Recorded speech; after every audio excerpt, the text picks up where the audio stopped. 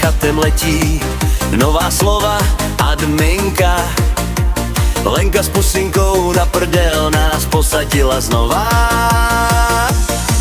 Modrá propiska už v linkách divoce tancuje, zatímco náš klanový zelenáček u pípy oslavuje.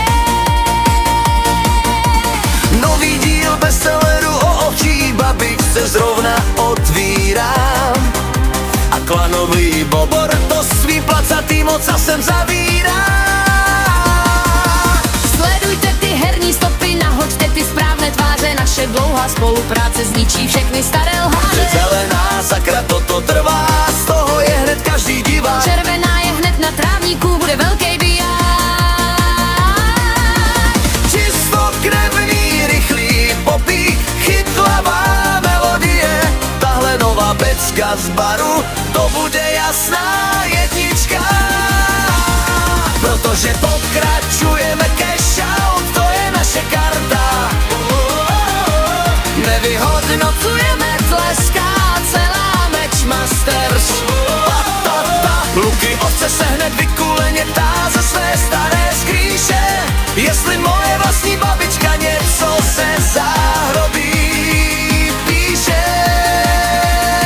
Dáme si studené pivo, když je ten mezinárodní svátek. Každý správný sázkař u pultu z toho má dneska pátek. Přesně podle slov, vteřinu po vteřině. Urputně hlásím, dát lištu znova. Neustal admince píšu, dej střelce zvlášť, ať v tom není zmatek. Ona prej, že to předala dál, ale lejna z toho, je to prostě zmatek.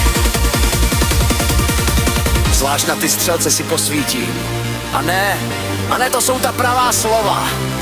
Zelenáček je top, nikoho nenecháme na suchu, nohy hodím do praku a píseň už psučí ve vzduchu. Mohl jsem vyhrát.